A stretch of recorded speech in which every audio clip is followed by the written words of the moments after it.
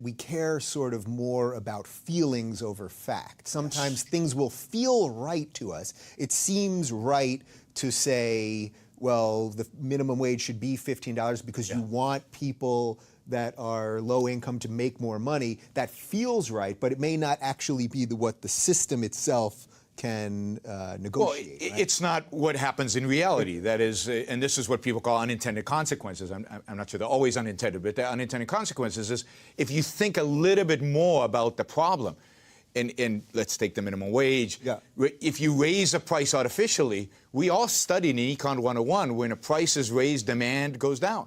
So if you raise the price of labor, then demand for that labor goes down. And this happens over and over again. But people don't want to believe that, but they also don't want to take the inductive evidence. That is, the fact that it's happened 100 times.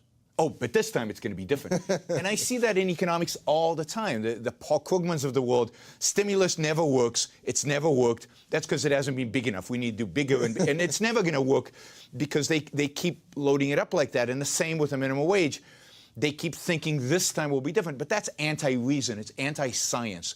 And what they're placing is wishes before facts, wishes before solid, theoretical theory that was derived from evidence from reality. I mean, that's the real scientific method. Right. After what I believe is about a century of progressive education, where we've taught kids not to think but to feel, not to be reasoning, rational agents, but to be feeling agents, we are suffering the consequence now. So we've got politicians who appeal purely to emotion, that don't discuss facts. They don't discuss the details. They don't discuss how they pay for it. We're going to give you free stuff. We're going to get back at the Chinese as if the Chinese are the problem, and so on and so forth, right? But it's all emotion. It's all about emotion, and yet people are responding. And of course, you've talked about free speech, but this is the same kind of thing we're seeing on American campuses today.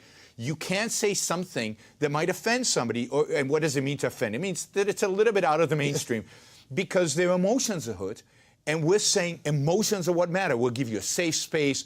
We'll give you triggers. We'll protect your emotions. No, we should be protecting the mind. And the way to protect the mind is to expand it, is to expose them to lots of different ideas and teach them the critical thinking skills that are necessary to figure out what's right, what's wrong, what makes sense, what doesn't make sense. But that's out. And this is what scares me the most about America today. It's this emotionalism. So in that sense, it's an epistemological point. It's not even ethics. It's not politics. This is about what is the tool for knowing reality. Is it emotion or is it the mind? Yeah. This is the danger of living in a time where we've elevated emotions among all else. Because once you accept emotions as your standard, there's nothing to talk about. Right? Because it's a question of, well, what you're saying makes me feel X, or what you're saying makes me feel Y. But that's not a conversation. A conversation is about reason, it's about ideas, it's about proof, it's about evidence. And that requires critical thinking skills, and we have trained maybe several generations, but certainly the latest generation, not to think, to emote. When we have 5-year-olds or 7-year-olds or 9-year-olds sitting around a classroom and we ask them, what do you think about something political? Well, that's ridiculous. A 5-year-old doesn't think about politics. He can't think, and even a 9-year-old can't think. What 9-year-olds need is a lot of knowledge, a lot of information, and the skills, the math and science skills that train you in how to think. And our public education system has destroyed that.